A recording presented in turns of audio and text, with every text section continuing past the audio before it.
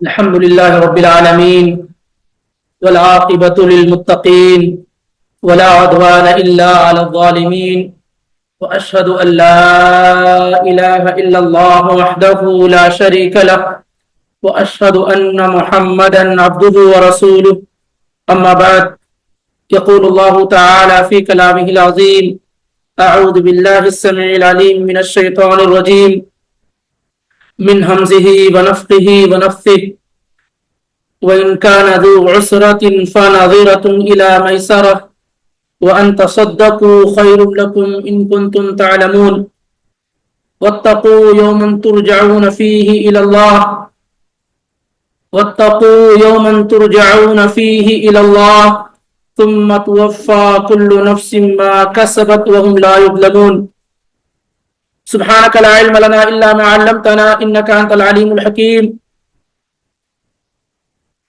خالص اللہ رب العالمین کے فضل و کرم اور اس کی توفیق سے سورہ بقرہ جو قرآن کی بڑی ہی اہم جامع اور احکام والی سورہ ہے، اس کے اندر ہم اور آپ دوبارہ داخل ہو رہے ہیں اور 279 آیات 279 یہ آیات اللہ رب العالمین کی توفیق سے ترجمہ اور مختصر تفسیر کے ساتھ مکمل ہو چکی ہیں.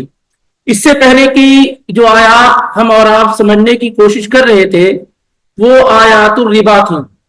ربا انٹرسٹ اور سود والی آیات تھیں اور اس کے متعلق تفصیل سے آپ کے سامنے بیان ہو چکا ہے اور بتایا گیا ہے کہ سود اسلامک شریعت کے اندر بڑا ہی خطرناک جرم اور گناہ ہے. جیسے عبادات میں سب سے خطرناک چیز شرک ہے، ایسے معاملات کے اندر سب سے خطرناک چیز ربا اور سود ہے. کیونکہ عام طور سے ربا، سود یا انٹرسٹ ان چیزوں کی پیدائش اس وجہ سے ہوتی ہے کہ معاشرے کے اندر اگر صدقہ و خیرات کرنے والے لوگ نہ رہیں، زکوٰۃ نکالنے والے لوگ نہ رہیں یا قرض دینے والے لوگ نہیں رہتے ہیں تو پھر ایسی صورتحال میں آدمی مجبور ہو جاتا ہے کہ وہ کسی سے قرض لے اور کہے کہ میں اس سے بڑھ کر کے دوں گا. حالانکہ قرض لینے والا آدمی مجبور ہوتا ہے، مسکین ہوتا ہے، اس سے یہ مطالبہ کرنا کہ میں تمہیں 100 ریال دے رہا ہوں لیکن واپسی پر 110 ریال لوں گا، یہ تو سراسر زیادتی ہے. آدمی کی مجبوری ہے، بے کسی ہے، بے بسی ہے، تو وہ آپ کے سامنے پیسے کا ڈیمانڈ کر رہا ہے، مطالبہ کر رہا ہے اور وہ اس کو لوٹانے والا ہے، لیکن آپ لوٹاتے وقت کیا ہے اس سے زیادہ کا مطالبہ کرتے ہیں. یہ عین الربا ہے، یہ سب سے خطرناک قسم ہے سود کی جو جاہلیت کے زمانے میں پائی جاتی تھی اور آج بھی کیا اسے یہ پائی جاتی. تعجب یہ ہوا کہ بینک تو ہم ایسے ہی کہتے رہتے ہیں کہ بینک میں ربا ہے، سود ہے. آپ کے علم کے لیے بتاتا ہوا چلوں کہ جتنی بھی یہاں کمپنیاں ہیں اور جو کمپنیوں کی جو رہائش بڑی ہے، جیسے بن لادن ہوئی، سیف ہوئی، یا اس طرح کے جو کمپنیاں ہیں اور یہاں پر جو رہائشی ہیں یعنی کئی ہزار کی تعداد میں ہیں، تو اس میں کیا ہوتا ہے کہ ایک آدمی آیا ہوا ہوتا ہے نیا، تو کچھ پیسے والے لوگ ہوتے ہیں جن کی تنخواہیں زیادہ ہوتی ہیں، تو وہ قرض دیتے ہیں. کس طریقے سے؟ سود کے ساتھ. یہاں کی بات کر رہا ہوں، کمپنیوں کے اندر جو رہائشی جو کیمپ ہوتے ہیں وہاں پر وہ کیا ہے قرض دیتے ہیں سود کے ساتھ. ٹھیک ہے، جب تک آپ کی سیلری نہیں آ جاتی ہے، 3 مہینے کی سیلری نہیں آ رہی ہے، آپ ہم سے پیسے لیجئے، 1000 لیجئے، لوٹاتے وقت آپ کو 1100 لوٹانا ہوگا. یہ بالکل عام ہے، یہ ذاتی تجربہ بتا رہا ہوں. جو کمپنیوں کی رہائش جو ہوتی ہے، جو بڑی بڑی کمپنیاں ہیں، وہاں پر اس طرح کی چیزیں کیا ہے بڑے واضح انداز میں ہو رہی ہیں. اب اس میں بہت سارے لوگ ہوتے ہیں جو جانتے نہیں ہیں اور بہت سارے لوگ ہیں جو جان بوجھ کر کے بھی کیا ہے اسے پیسے کمانے کا ایک ذریعہ اور سبب بنائے ہوئے ہیں. ایسے کافی لوگ ہیں بڑی تعداد میں. تو اب چونکہ شریعت نے ربا کو حرام قرار دے دیا کہ آپ کوئی آدمی اگر قرض آپ سے لے رہا ہے تو آپ زیادہ کا ڈیمانڈ اور مطالبہ نہیں کر سکتے، یہ حرام.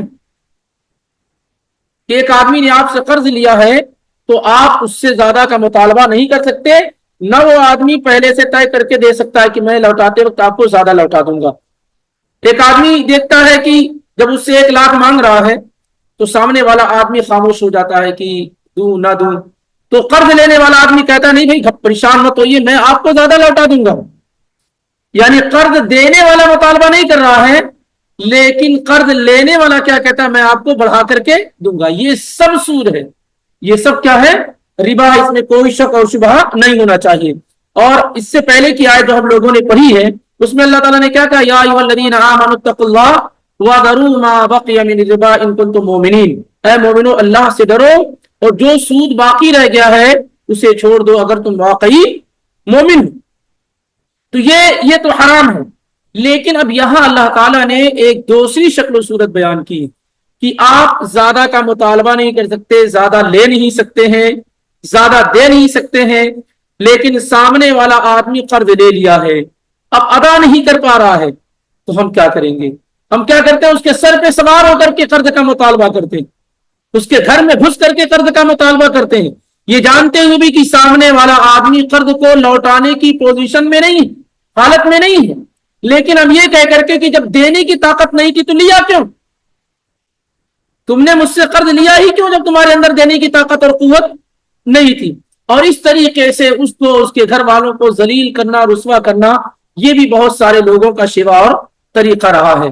تو اب یہاں سے اللہ تعالیٰ نے یہ ذکر کیا ہے کہ اگر آپ نے کسی کو قرض دے دیا ہے اور وہ لوٹا نہیں پا رہا ہے یا وہ مہلت مانگ رہا ہے، ٹائم مانگ رہا ہے، تو پھر ایسی صورتحال میں آپ کا کیا کردار ہونا چاہیے؟ اللہ تعالیٰ نے ذکر کیا وَإِنْ كَانَ ذُو عُسْرَةٍ فَنَظِرَةٌ إِلَىٰ مَيْسَرَةٍ، کہ اگر کوئی تنگی والا ہو، وَإِنْ كَانَ ذُو عُسْرَةٍ، عسر کہتے ہیں تنگی کو، اور یسر آسانی کو، إِنَّ مَعَ الْعُسْرِ یسرا، یقیناً تنگی کے ساتھ آسانی ہے، مصیبت کے ساتھ آرام ہے۔ تو وَإِنْ كَانَ ذُو عُسْرَةٍ، اگر وہ قرض لینے والا آدمی کیا ہو، ذو عسرۃ، تنگی والا ہو، صعوبت والا ہو، پریشانی والا ہو، تکلیف والا ہو، تو کیا کرو، فَنَظِرَةٌ إِلَىٰ مَيْسَرَةٍ، تو آسانی تک، میسرہ کہتے ہیں آسانی، فَنَظِرَةٌ إِلَىٰ مَيْسَرَةٍ، تو آسانی تک مہلت دینا واجب اور ضروری ہے۔ آسانی تک کیا ہے، مہلت دینا واجب اور ضروری ہے۔ یعنی آپ نے قرض دے دیا تھا، اب وہ آدمی لوٹا نہیں پا رہا، کہتا ہے کہ ٹھیک ہے میں نے 6 مہینے کا کہہ کر لیا تھا لیکن میرے حالات خراب ہو گئے ہیں، میں 1 سال کی اور مہلت چاہ رہا ہوں، یا جب مجھے ہو جائے گا میں دوں گا۔ اگر کوئی آدمی قرض لے لے اور تنگی والا ہو تو اللہ تعالیٰ نے کہا فَنَظِرَةٌ إِلَىٰ مَيْسَرَةٍ، آسانی تک مہلت دینا لازم ہے۔ آپ مطالبہ نہیں کر سکتے، آپ ڈیمانڈ نہیں کر سکتے، آپ بزور قوت اور طاقت اس سے پیسے نکلوا نہیں سکتے۔ اگر واقعی سامنے والا آدمی کیا ہو، تنگ دست ہو، ٹھیک ہے آپ نے قرض دے دیا ہے اور لوٹانے کی مدت بھی پوری ہو گئی ہے، لیکن چونکہ مال اللہ ہی کا دیا ہوا، اس لیے اللہ تعالیٰ کا حکم یہ ہے کہ فَنَظِرَةٌ إِلَىٰ مَيْسَرَةٍ، آسانی تک اس کو کیا ہے، مہلت دینا، ٹائم دینا واجب اور ضروری ہے، لازم ہے۔ یہ دوسرا آپشن ہوا۔ پہلا کیا ہے، حرام ہے کہ آپ قرض دے کر کے زیادہ کا مطالبہ کریں، یہ حرام ہے۔ دوسرا کیا ہے کہ قرض دے دیا ہے لیکن سامنے والا لوٹانے کی پوزیشن میں نہیں، تو آسانی تک اس کو ٹائم دینا یہ آپ پر واجب اور ضروری ہے۔ اور تیسری شکل اللہ تعالیٰ نے بیان فرمائی کا وَأَن تَصَدَّقُوا، اگر تم صدقہ کر دو، معاف کر دو، چھوڑ دو، جو قرض تم نے دیا ہے اگر اس کو چھوڑ دو، خیر لکم، یہ تمہارے لیے بہت بہتر ہے، ان کنتم تعلمون، اگر تم جانتے ہو، اگر تم جان جاؤ کہ قرضدار کو مال دے کر کے اگر لوٹانے کی پوزیشن اس کی نہیں ہے تو اس کو چھوڑ دینا، درگزر کر دینا، یہ تمہارے لیے بہت بہتر ہے اگر تم اس کو، اس کے مقام اور مرتبے کو جان جاؤ۔ اب یہاں پر یعنی 3 شکل اللہ تعالیٰ نے کیا ہے یہاں بیان فرمائی ہے۔ ایک شکل حرام ہے، کہ قرض دیا ہے تو اس سے زیادہ کا مطالبہ کرنا. دوسری شکل یہ ہے کہ قرض دیا ہے لیکن سامنے والا لوٹا نہیں پا رہا ہے تو آسانی تک مہلت دینا آپ پر واجب اور ضروری ہے. اور تیسری صورت یہ ہے کہ اگر آدمی لوٹا نہ سکے تو آپ معاف کر دیں. یہ سب سے اعلیٰ قسم ہے, یہ سب سے بہترین قسم ہے. اب ایک آدمی ظاہر ہے کہ پوری لائف کامرشیل ہے, زندگی پوری تجارت والی ہے, میاں بیوی بچے سب سے ہمارا جو تعلق ایک طریقے سے اس زمانے میں بنتا جا رہا ہے وہ کیا ہے؟ تجارت کا, کاروبار کا. ہر شخص سے نفع, ہر آدمی سے فائدہ. آخرت کی کھیتی کا تصور اب ختم ہوتا جا رہا ہے. جو کچھ ہم کر رہے ہیں دنیا ہی میں اس کی پروفٹ, اس کا فائدہ ہم چاہتے ہیں. تو اب سوال یہ ہوتا ہے کہ آپ نے اپنا مال دے دیا ہے, سامنے والا لوٹا نہیں پا رہا, اس سے آپ کو کیا فائدہ ہوگا؟ اس سے تو آپ کا نقصان ہوتا ہے, جیسے اکثر لوگ کہتے رہتے ہیں. تو آئیے چند روایات کی روشنی میں اس فائدے کو سمجھنے کی کوشش کریں کہ کسی کو قرض دے کر کے اس کو مہلت دے دینا یا معاف کر دینا یہ کتنا اجر و ثواب اور پروفٹ کا سودا ہے. آئیے اس کو جاننے کی کوشش کرتے ہیں. عبداللہ بن ابو قتادہ کہتے ہیں کہ ابو قتادہ رضی اللہ تعالیٰ عنہ مشہور صحابی ہیں. انہوں نے اپنے قرضدار سے, جس نے ان سے قرض لے رکھا تھا, اس سے مال طلب کیا کہ میرا قرض لوٹا دو. ڈھونڈا, اس کو تلاش کیا. ابو قتادہ الانصاری رضی اللہ تعالیٰ عنہ سے ایک شخص نے قرض لے لیا تھا اور قرض لوٹا نہیں پا رہا تھا تو ان سے چھپا ہوا پھرتا تھا اور یہ ڈھونڈتے رہتے تھے کہ بھائی مل جائے تو میں اسے اپنے قرض کا مطالبہ کروں. لیکن جس نے قرض لے لیا تھا وہ کیا کر رہا تھا؟ وہ چھپتا. اس راستے سے وہ قتادہ گزر رہے ہیں تو سر نیچے کر کے ادھر آدمی گزر جاتا ہوتا نہیں ہے. جس سے نہیں ملنا ہوتا ہے اس سے چھپنے کے بہت سارے راستے ہوتے ہیں. تو کہتے ہیں طلب غریم اللہ فتوار عنہ. ابو قتادہ انصاری رضی اللہ تعالیٰ عنہ نے اپنے غریم کو, یعنی جس نے قرض لے رکھا تھا, اس کو ڈھونڈا اور تلاش کیا تو ان سے وہ چھپتا رہا یہاں تک کہ ایک دن پکڑ میں آ گیا. ثم وجدہ, ایک دن اس کو ابو قتادہ الانصاری رضی اللہ تعالیٰ عنہ نے پا لیا. کہا, جب پکڑ میں آ گیا تو اس نے کہا کہ دیکھو انی معسر, میں بہت تنگ دست ہوں. ٹھیک ہے, میں نے تمہارا قرض دیا ہے, تم سے پیسے میں نے لیے ہیں, ادھار لیے, قرض کے طور پہ لیے ہیں, لیکن یقین مانو کہ انی معسر, بہت تنگ دست ہوں. تو ابو قتادہ انصاری رضی اللہ تعالیٰ عنہ نے کہا اللہ, قسم کھا کر کہو.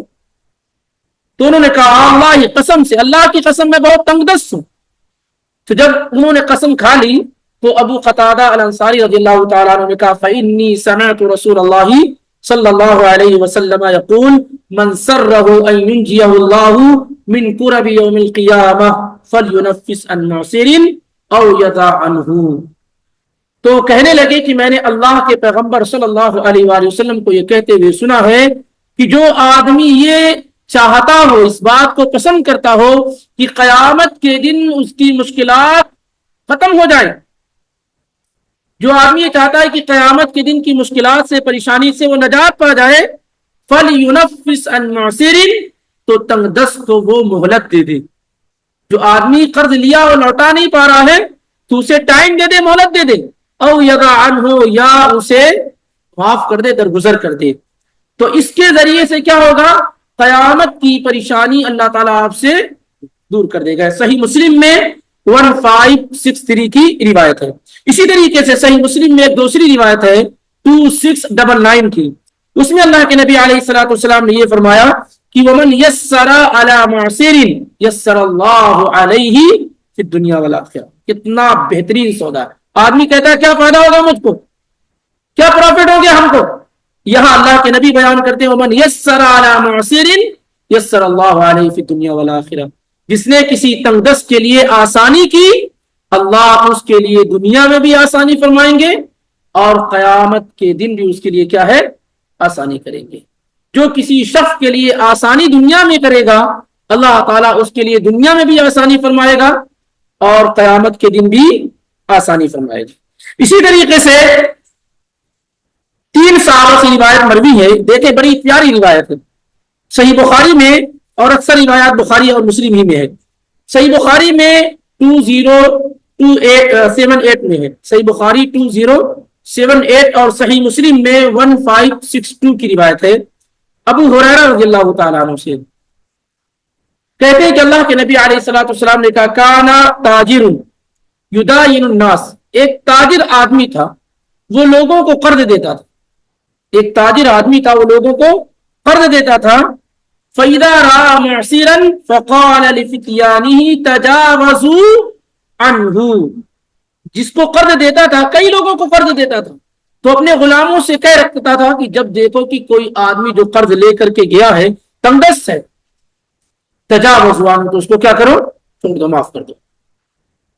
بہت سارے لوگ اس کے پاس سے قرض لے کر جاتے تھے اور قرض کا مطالبہ کرنے والے افراد اور لوگ ہوتے تھے، تو وہ اس نے یہ کہہ رکھا تھا تاجر آدمی نے کہ دیکھو اگر سامنے والا آدمی تنگ دست ہے، تجاوز عنہ، تو اس کو کیا کرو، درگزر کر دو، چھوڑ دو۔ کیوں؟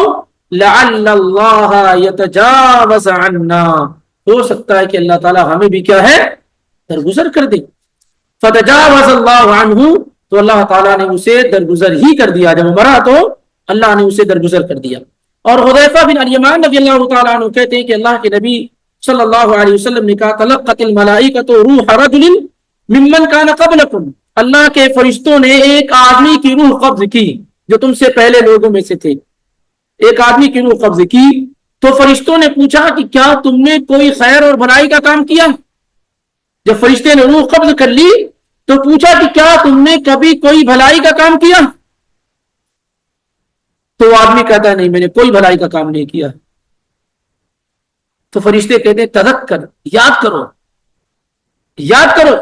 تو کہتا ہاں کنت ادائن الناس، میں لوگوں کو قرض دیتا تھا، فآمر فتیانی ان ينذروا المعسرا، تو میں اپنے غلاموں اور خادموں سے کہتا تھا کہ اگر آدمی تنگ دست ہے تو اسے ڈھیل دے دو، موقع دے دو، یا اسے معاف کر دو، تو اللہ تعالیٰ نے بھی اسے کیا ہے، معاف کر دیا۔ یہ بھی روایت بخاری کے اندر ہے 2077 اور مسلم میں 1560 کے اندر۔ اور عبداللہ ابن مسعود رضی اللہ تعالیٰ عنہ کی جو روایت ہے وہ اور زیادہ واضح ہے، وہ اس طریقے سے کہ حُوسِبَ رَجُلٌ ممن کان قبلکم، تم سے پہلے جو ایک شخص تھا جس کا حساب لیا گیا، اللہ کے نبی علیہ الصلوۃ والسلام نے کہا یعنی پچھلی امتوں میں، تم سے پہلے کی امتوں میں ایک آدمی کا حساب لیا گیا، فَلَمْ يُوجَدْ لَهُ مِنَ الْخَيْرِ شَيْءٌ، تو اس کے پاس کوئی بھی نیکی نہیں تھی، لیکن تھا مسلمان۔ بہت سارے مسلم ہوتے ہیں لیکن کوئی نیکی نہیں کرتے، اسی لیے جب تک آدمی کلمہ گو ہے، توحید پر قائم ہے، اس کے بارے میں کچھ بولنے میں 100 مرتبہ آپ سوچئے۔ ہمارے پاس تو ڈگریاں بانٹتے رہتے ہیں کفر کی، فسق کی اور وغیرہ وغیرہ، بچنا چاہیے۔ جب تک ایک آدمی مسلم ہے اور اسلام کو توڑنے والا کوئی عمل اس سے سرزد نہیں ہوا ہے اور آپ نے دلائل سے اس سے گفتگو بھی کر لی ہے، تب تک آپ کیا ہے، اس پر کفر وغیرہ کا فتویٰ قطعاً نہ لگائیں۔ تو آپ دیکھیں اللہ کے نبی علیہ الصلوۃ والسلام نے کہا تم سے پہلے ایک آدمی تھا جس نے کوئی بھی خیر اور نیکی نہیں کی تھی، الا انه كان يخالط الناس وكان موسرا، لیکن لوگوں سے ملتا جلتا رہتا تھا، قرض وغیرہ دیتا تھا اور بڑا مالدار تھا، پیسے والا تھا، کیونکہ پیسہ اللہ کی نعمتوں میں سے بڑی نعمت ہے۔ کتنے ایسے لوگ ہوں گے جو جنت میں اپنے پیسوں ہی کی وجہ سے جائیں گے؟ قیامت کے دن کتنے ایسے لوگ ہوں گے جو اپنے مال و دولت ہی کی وجہ سے جنت میں جائیں گے، اور اس سے انکار نہیں ہے کہ ان میں اکثر لوگ اپنے مال و دولت ہی کی وجہ سے جہنم میں جائیں گے، دوزخ میں جائیں گے۔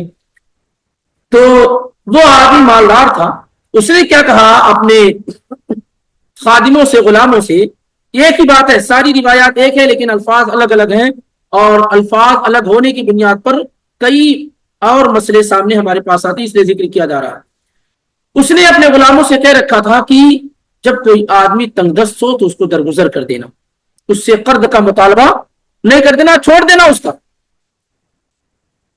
تو اللہ رب العالمین نے کہا نحن احق بذلک منہ، اگر یہ بندہ ہو کر کے بندوں سے درگزر کر رہا ہے، اگر یہ بندہ ہو کر کے بندے کو معاف کر دے رہا ہے، چھوڑ دے رہا ہے اس کو، فنحن احق بذلک منہ، تو اے فرشتوں ہم لوگ تو اس سے کہیں زیادہ حقدار ہیں کہ اسے معاف کر دیں۔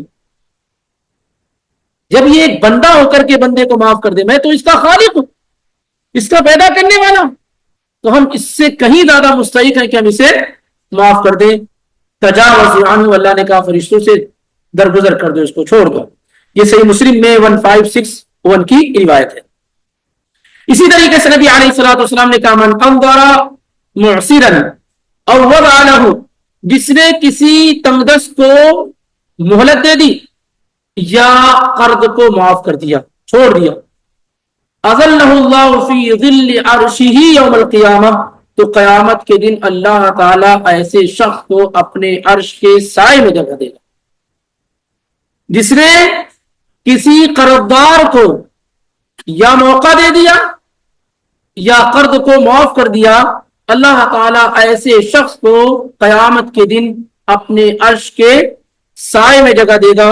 سنن الترمذی 1306 کی روایت ہے۔ اور ابو یسر رضی اللہ تعالیٰ عنہ کی یسر رضی اللہ عنہ کی روایت ہے کہ آپ نے فرمایا، یہ روایت صحیح مسلم میں ہے 3006 کی، کہ من انظر معسرا او وضع عنہ اظلہ اللہ فی ظلہ یوم القیامہ، کہ جس نے کسی قرضدار کو مہلت دے دی یا قرض کو معاف کر دیا، اللہ اس کو اپنے سائے میں جگہ دے گا، اللہ اس کو اپنے سائے میں جگہ دے گا۔ اسی طریقے سے ایک روایت اور ہے مسند احمد کے اندر 22559 کے اندر 22559 کے اندر، اس میں یہ ہے کہ نبی علیہ الصلوۃ والسلام نے کہا من نفس عن غریمہ او محا عنہ، جس نے اپنے مقروض کو، جس نے اس سے قرض لے رکھا تھا، اس کو موقع دیا، اس کے لیے آسانی کی یا معاف کر دیا، کان فی ظل العرش یوم القیامہ، تو یہ شخص قیامت کے دن اللہ کے عرش کے سائے میں ہوگا۔ اب ایک سوال ہمارے بھائیوں کے پاس اکثر آتا رہتا ہے اور ذہن میں بھی آتا رہتا ہے کہ یہ ایک چیز ہو گئی، فائدہ کیا ہے، پروفٹ کیا ہے؟ کہتے ہیں 1 لاکھ اگر کہیں لگا دیں گے تو سال کے بعد 2 لاکھ ہو جائے گا، 1.5 لاکھ ہو جائے گا، 1.25 لاکھ ہو جائے گا۔ آپ جانتے ہیں کہ ایک زمانہ آیا تھا بھی تو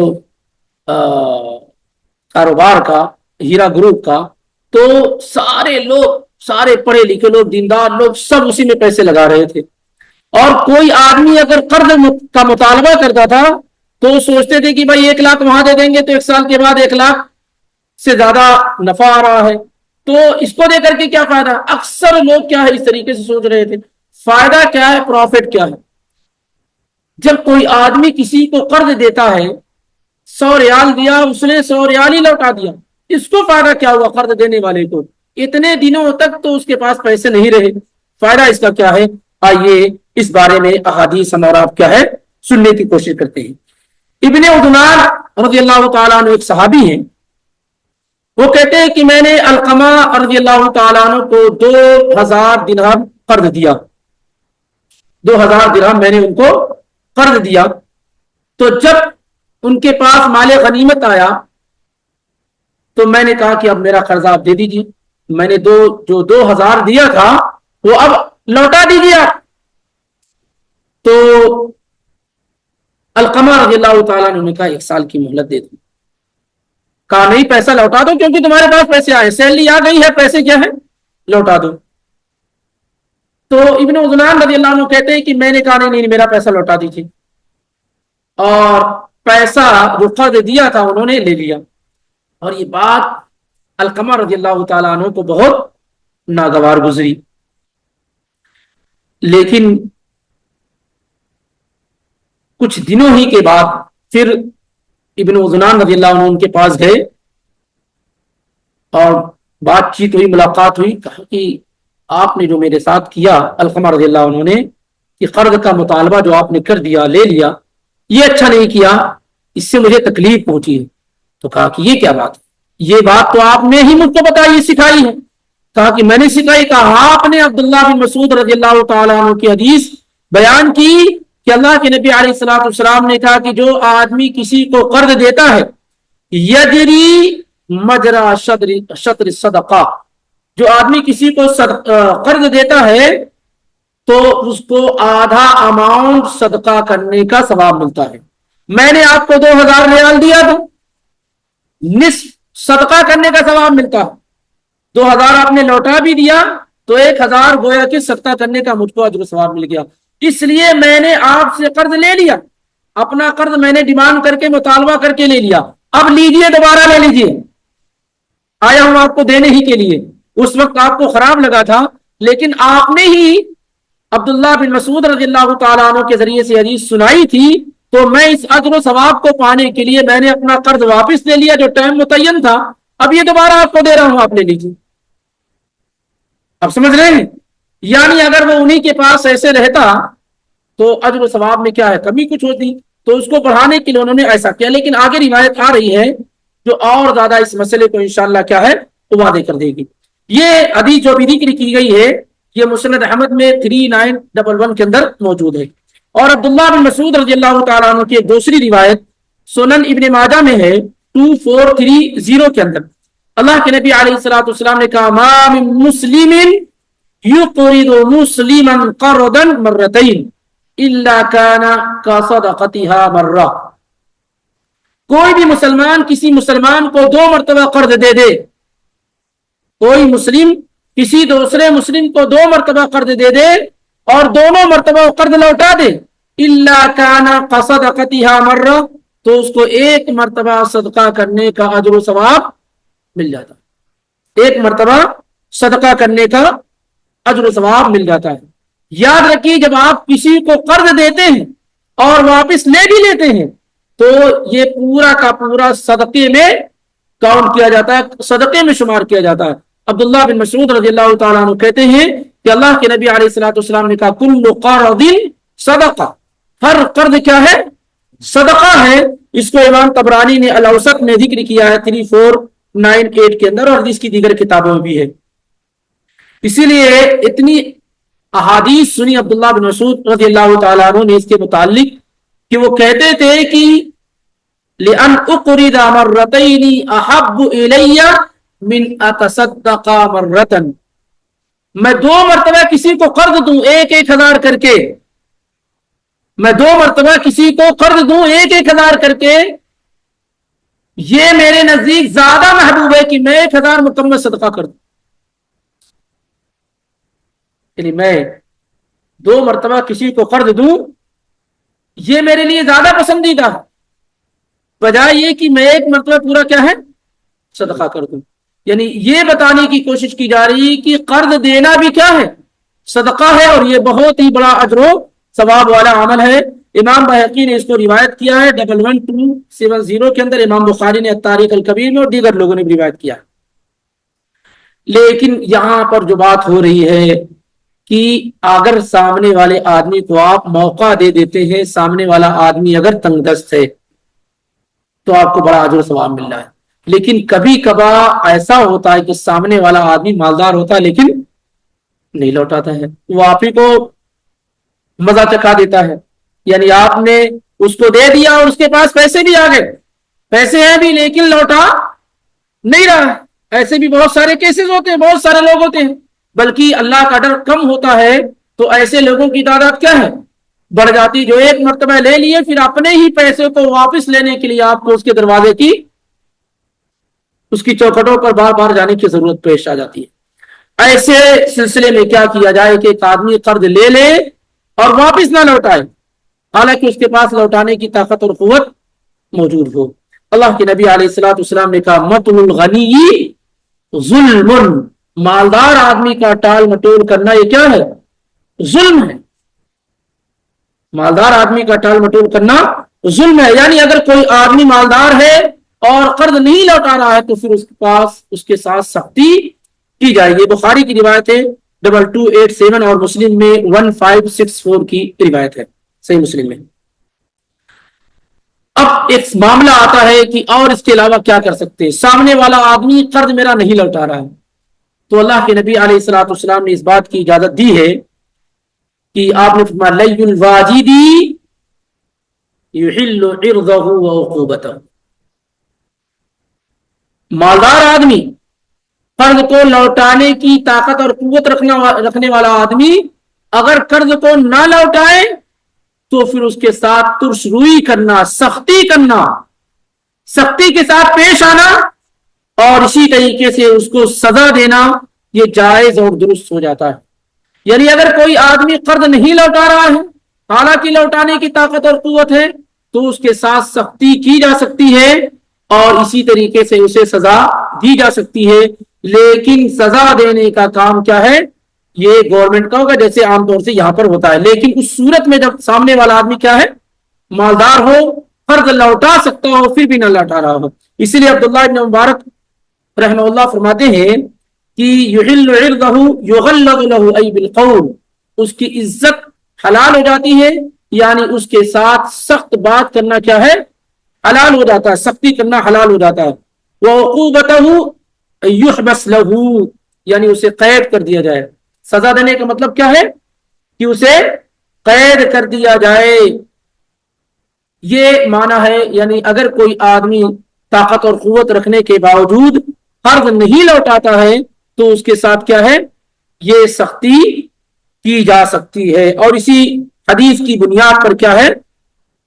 سعودی عرب وغیرہ میں آپ جانتے ہیں کہ اگر آدمی قرض نہیں لوٹاتا ہے تو اس کو، اگر طاقت اور قوت رکھنے والا اگر طاقت اور قوت نہیں ہے تو پھر اس کے ساتھ سختی کرنا حرام ہے۔ ایک آدمی نے قرض لے لیا ہے اور نہیں لوٹا پا رہا ہے، اس کے اپنے حالات بگڑ گئے، تو پھر کسی بھی طرح سے اس پر سختی کرنا یہ جائز اور درست نہیں ہے۔ یہ کہہ کر کے کہ میرا اپنا مال ہے، میری اپنی دولت ہے، میرا اپنا پیسہ، میں اپنا پیسہ نکال کے رہوں گا، کہیں سے بھی لا کے دو، تو گھر بیچ، یہ بیچ، وہ بیچ، کچھ نہیں معلوم، لیکن پیسے کہیں سے بھی لا کے دو۔ یہ ایک مسلم آدمی کا اس طریقے سے مطالبہ کرنا، ڈیمانڈ کرنا، یہ کسی بھی صورت میں جائز اور درست نہیں ہے۔ اسی لیے قرآن نے کیا سکھایا اور سمجھایا؟ وَإِن كَانَ ذُو عُسْرَةٍ فَنَظِرَةٌ إِلَىٰ مَيْسَرَةٍ، اگر آدمی تنگ دست ہے تو اس کو آسانی تک مہلت دینا لازم ہے۔ وَأَن تَصَدَّقُوا خَيْرٌ لَكُمْ إِن كُنتُمْ تَعْلَمُونَ، اور اگر تم صدقہ کر دو تو یہ تمہارے لیے زیادہ بہتر اگر تم جانتے ہو۔ لیکن یہ کہ پیسوں کی وجہ سے سامنے والے آدمی ادا نہ کر پائے تو اس پہ سختی کرنا، اسے رسوا اور ذلیل کرنا، یہ کسی بھی صورت میں کیا ہے؟ صحیح نہیں ہے۔ بلکہ مطالبہ کرنے میں بھی آدمی کو چاہیے کہ نرمی کا راستہ اختیار کرے۔ سختی کرنا قرض کے مطالبہ کرنے میں کسی بھی صورت میں مناسب نہیں ہے، سوائے اس کے جو ابھی صورت آپ کے سامنے ذکر کی گئی ہے۔ اس کے علاوہ یہ کہ آدمی سختی کرے، یہ جائز اور درست نہیں ہے۔ اللہ کے نبی علیہ الصلوۃ والسلام بیان کرتے ہیں، دو صحابہ سے روایت مروی ہے، عبداللہ ابن عمر اور ام المومنین عائشہ صدیقہ رضی اللہ عنہم اجمعین سے، کہ نبی صلی اللہ علیہ وسلم نے کہا من طلب حقا فلیطلب فی عفاف، جو آدمی اپنا حق طلب کر رہا ہو، ڈیمانڈ کر رہا ہو، مطالبہ کر رہا ہو، تو وہ شائستگی کے ساتھ، شرافت کے ساتھ مطالبہ کرے۔ اگر کوئی آدمی اپنے حق کا مطالبہ کر رہا ہو تو کیسے کرے؟ شرافت کے ساتھ کرے۔ فلیطلب فی عفاف، شرافت کے ساتھ کرے مطالبہ۔ واف او غیر واف، چاہے حق پورا مل رہا ہو یا آدھا مل رہا ہو، لیکن مطالبہ کرنے میں کیا ہے؟ شرافت ہونی چاہیے۔ یہ ابن ماجہ کی روایت ہے 2421 کی۔ اور اسی طریقے سے صحیح بخاری میں روایت ہے 2076 کی، جابر بن عبداللہ رضی اللہ تعالی عنہ سے، کہ اللہ کے نبی علیہ الصلوۃ والسلام فرماتے ہیں رحم اللہ رجلا سمحا اذا باع واذا اشترى واذا اقتضى، اللہ تعالی رحم فرمائے اس آدمی پر جو نرمی کرے جب کوئی چیز بیچ رہا ہے، جب کوئی چیز خرید رہا ہے، جب مطالبہ اور ڈیمانڈ کر رہا ہے۔ نرمی کرے کب؟ جب کوئی چیز بیچ رہا ہو، جب کوئی چیز خرید رہا ہو، اور جب کوئی چیز، جب کسی چیز کا وہ ڈیمانڈ اور مطالبہ، جیسے قرض وغیرہ کا۔ کس طریقے سے؟ کبھی کبھی آپ جائیں گے دکانداروں کے پاس، ایک آدمی آیا ہے سامان لینے کے لیے، 100 ریال کا سامان ہے، 99 ریال اس کے پاس ہے، 1 ریال کی وجہ سے آپ اس کو سامان نہیں دیتے، نہیں ہونا چاہیے۔ نبی صلی اللہ علیہ وسلم نے کیا کہا؟ رحم اللہ رجلا سمحا اذا باع، جب بیچے تو نرمی کرے، ایک روپے کی وجہ سے، 1 ریال کی وجہ سے آپ اس کو لوٹا دے رہے ہیں، تو یہاں نرمی کرنے کو کہا گیا ہے۔ ایسے آپ کوئی سامان لینے کے لیے گئے، اب تھوڑا معمولی سا داغ ہے، معمولی سا عیب ہے، لیکن پورا آپ کیا اس کو بگڑ گیا، نہیں خرید رہے، بھئی چھوٹی چیز ہے، معمولی چیز، آپ اس کو خرید لی، نرمی کیجیے خریدنے میں۔ تو بیچنے میں نرمی اس طریقے سے، خریدنے میں نرمی اس طریقے سے۔ اور اسی طریقے سے جب کسی سے مطالبہ کر رہے ہوں، کسی کا کوئی آپ سے قرض لیا ہو، کوئی آپ کا حق لیا ہو، تو مطالبہ کرنے کیا ہے؟ نرمی کرنی چاہیے۔ اس سے اللہ کے نبی صلی اللہ علیہ وسلم کی دعا آپ کو حاصل ہو جائے گی، اور جس کو اللہ کے نبی کی دعا حاصل ہو گئی اس کی دین اور دنیا اور آخرت سب کیا ہے سنور گئی اور بن گئی. تو اس میں کیا ہے مطالبہ کرتے وقت اس کا ضرور اہتمام کرنا چاہیے. اب اسی موقع سے ہم اس کو بھی جان لیتے ہیں تیزی کے ساتھ کہ قرض کی جو چیز قرض ہے، ایک ہے قرض دینا، ابھی جو بات ہوئی ہے قرض دینے کی بات ہوئی ہے، دوسرا ہے قرض لینا. قرض دینا بہترین عمل ہے، لیکن قرض کا مطالبہ کرنا یہ بہترین عمل نہیں، بلکہ اللہ کے نبی صلی اللہ علیہ وآلہ وسلم نے کیا ہے اس سے پناہ مانگی ہے. الا کہ آدمی مجبور ہو جائے، اس کے پاس کوئی راستہ نہ ہو تو کسی سے قرض کا مطالبہ کر سکتا ہے. خود اللہ کے نبی علیہ الصلوۃ والسلام کو بھی اس کی ضرورت پیش آتی تھی، لیکن یہ کہ یوں ہی شوق کے لیے آدمی قرض لیتا. جیسے اس زمانے میں جتنے پیسے والے ہیں سب سے زیادہ قرض میں ڈوبے ہوئے ہوتے ہیں. ایک گاڑی ہے، اچھی گاڑی چل رہی، لیکن بینک سے قرض لے کے دوسری اچھی گاڑی لیں گے. ایک مکان ہے رہنے کے لیے، لیکن دوسرا مکان ڈھنگ کا مل رہا ہے، تھوڑا آج لے لیں گے تو کل کو قیمت اچھی ہو جائے گی، لے لیے قرض. اتنا مالدار لوگ اس زمانے میں قرض لیتے ہیں، فقیر تو چھوڑیے وہ بیچارے ان کو کون دینے والا ہے. اس زمانے میں قرض لینے والی قوم مالدار ہے، جن کی ہائی فائی سیلری ہے، خوب پیسے کماتے ہیں، ایسے ہی لوگ قرض لیتے ہیں اور بھول جاتے ہیں کہ اللہ کے نبی علیہ الصلوۃ والسلام نے قرض لینے سے کتنی پناہ مانگی. قرض سے آپ پناہ مانگتے تھے. یہ سارے بڑے بڑے لوگ جن کے پاس بیٹھتے ہیں اتنا اتفاق ہوتا ہے تو معلوم ہوتا ہے یہ سب قرض میں ڈوبے ہوئے لوگ ہیں. یہ مت دیکھیے کہ آپ بہت بہترین گاڑی سے چل رہے ہیں، وہ گاڑی بھی قرض میں لے کے چل رہے ہیں. سمجھ نہیں پاتے کہ یہ کتنا خطرناک معاملہ. ایک آدمی کی مجبوری ہو ایک الگ بات ہے، لیکن شوق میں آدمی قرض لے اور جو ہے معاشرے اور سماج کو مینٹین کرنے میں، لگزریل لائف کے لیے، ان چیزوں کے لیے جو آدمی قرض لیتا ہے یہ کس قدر خسارے اور نقصان میں ہے. آئیے چند روایات کے ذریعے سے اس کو سمجھنے کی کوشش کرتے ہیں. اللہ کے نبی علیہ الصلوۃ والسلام جن چیزوں سے بہت زیادہ پناہ مانگا کرتے تھے ان میں سے ایک چیز کیا ہوتی تھی؟ قرض سے. اما عائشہ رضی اللہ تعالیٰ عنہ کہتی ہیں کان یدعو فی الصلاۃ، اللہ کے نبی نماز میں دعا کرتے تھے اللہم انی اعوذ بک من المأثم البغرم. اور ہم کو بھی سکھایا گیا ہے جو چار چیزوں سے پناہ مانگو. اے اللہ میں آپ کی پناہ میں آتا ہوں، آپ کی حفاظت میں آتا ہوں گناہوں سے اور قرض سے. تو اللہ کے نبی علیہ الصلوۃ والسلام سے کہا گیا ما اکثر ما تستعیذ یا رسول اللہ من المغرم. اے اللہ کے نبی آپ قرض سے اتنی پناہ کیوں مانگتے ہیں؟ آپ قرض سے اتنی پناہ کیوں مانگتے ہیں؟ تو اللہ کے نبی علیہ الصلوۃ والسلام نے کہا ان الرجل اذا غرم حدث فكذب. ایک آدمی جب قرض لیتا ہے تو کہتا ہے کہ میں 6 مہینے میں لوٹا دوں گا، پھر جھوٹ بولتا ہے اور فلاں جگہ باقی آ جائے گا دے دوں گا. اتنا لپیٹتا رہتا ہے، کتنا جھوٹ بولتا ہے، ہر دن کوئی نئے نئے بہانے وہ ڈھونڈتا رہتا ہے. جب آدمی قرض لے لیتا ہے اور ادا نہیں کر پاتا یا ادا نہیں کرنا چاہتا ہے تو کیا جھوٹ پہ جھوٹ بولتا ہے. وعدہ فاخلف، وعدہ کرتا ہے اچھا پرسوں دے دوں گا، پھر پرسوں نہیں دیا. تو دو بڑے جرم کا وہ ارتکاب کرتا ہے، ایک جھوٹ بولتا ہے اور دوسرا کیا ہے وعدہ خلافی کرتا ہے. اکثر لوگ جو قرض لیتے ہیں وہ اس بیماری کے اندر چاہے کسی نہ کسی انداز میں مبتلا ہو جاتے ہیں. روایت بخاری اور مسلم میں موجود، بخاری میں 2397 اور مسلم میں 589 کے اندر موجود ہے. اور اسی طریقے سے اتنی تشدید آئی ہوئی، اتنی سختی آئی ہوئی ہے قرض مانگنے کے سلسلے میں اور قرض کے متعلق کہ آدمی کو اگر اس کا اندازہ ہو جائے تو بغیر کسی اہم اور بڑی مجبوری کے کبھی کسی سے قرض کا مطالبہ وہ نہیں کرے گا. شوق پورا کرنے کے لیے، بہترین لائف کے لیے، انٹرٹینمنٹ کے لیے، اس کے لیے وہ قرض کا مطالبہ قطعاً نہیں کرے گا اگر اس کے پاس کیا ہے تھوڑی بھی ڈر ہو. اللہ کے نبی علیہ الصلوۃ والسلام فرماتے ہیں، عبداللہ ابن عمر کی روایت رضی اللہ عنہما ومن مات وعلیہ دین فلیس بالدینار ولا بالدرہم ولکنہا الحسنات والسیئات.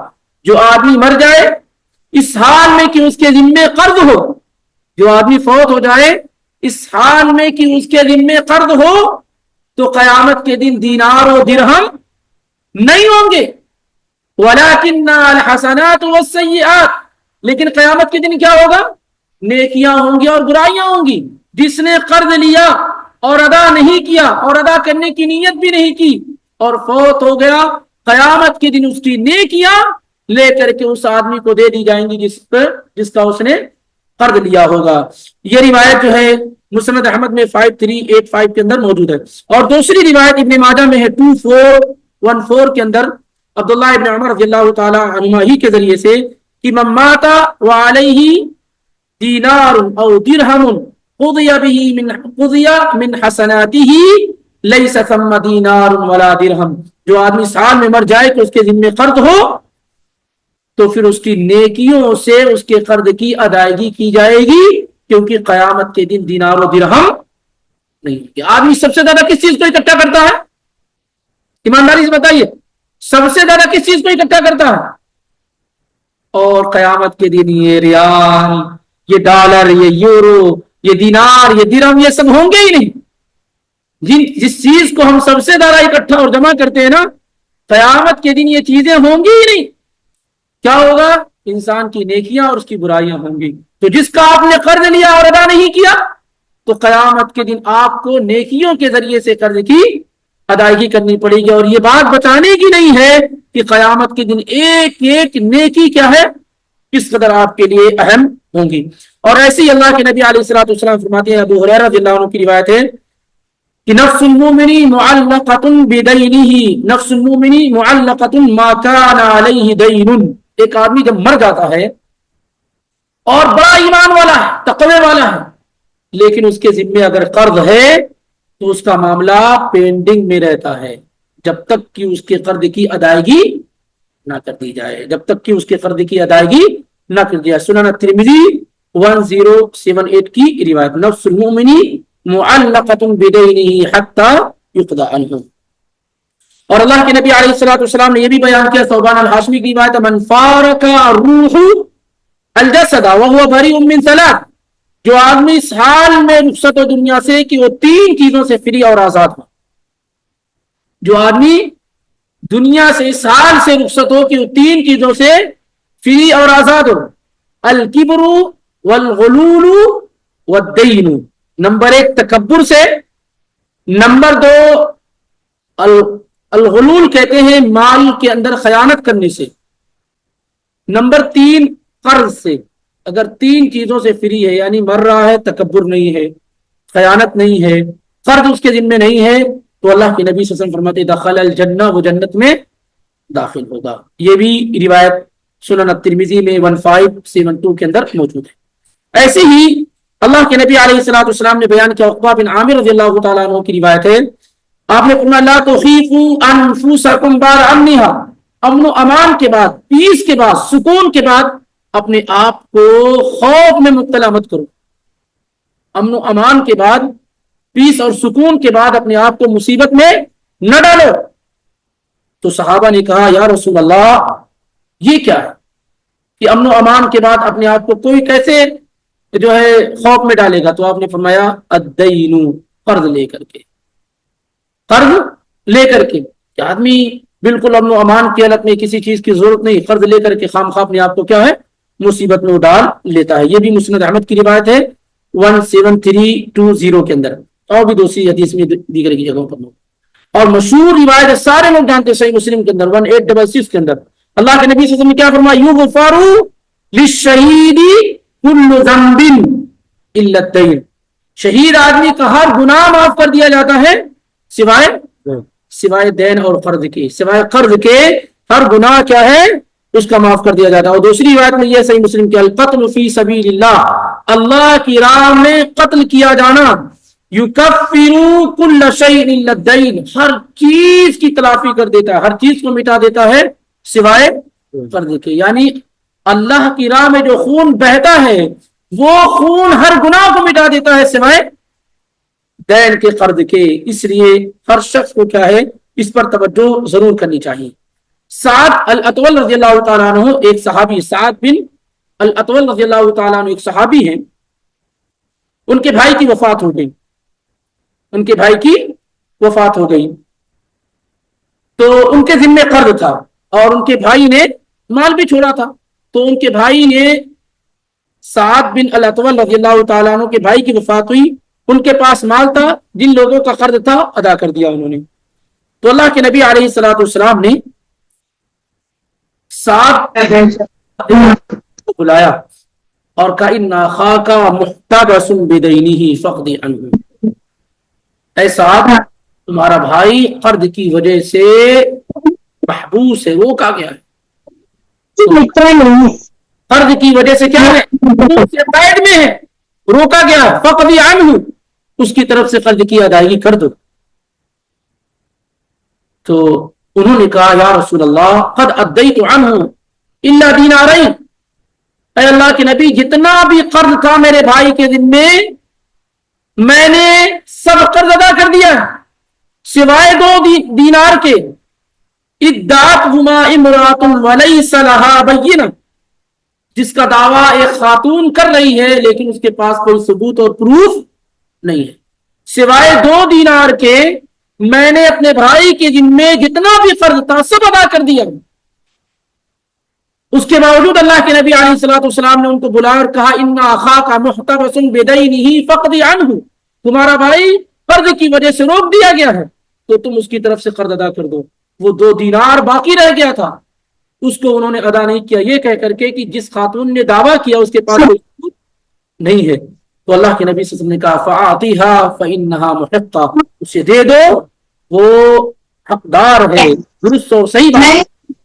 تو پھر اس کے بعد قرض ادا کیا۔ سنن ابن ماجہ کی روایت 3 کے اندر، یعنی اگر کوئی آدمی فوت ہو جائے اور اس کے ذمے قرض ہو اور آپ جانتے ہو تو آپ کو اس کے قرض کی ادائیگی کر دینی چاہیے اگر اللہ تعالیٰ نے آپ کو توفیق دی ہے۔ اسی لیے کہا جاتا ہے کہ اگر آپ کے ذمے قرض ہے تو ضرور آپ لکھ کر رکھیے۔ اگر آپ نے اپنی اولادوں کو نہیں بتایا، اپنی بیویوں کو نہیں بتایا، آپ آج مرے کل سے انہوں نے ڈسٹریبیوٹ کر لیا، سب ان کا اپنا ہو گیا، آپ کے قرض کی ادائیگی کون کرے گا؟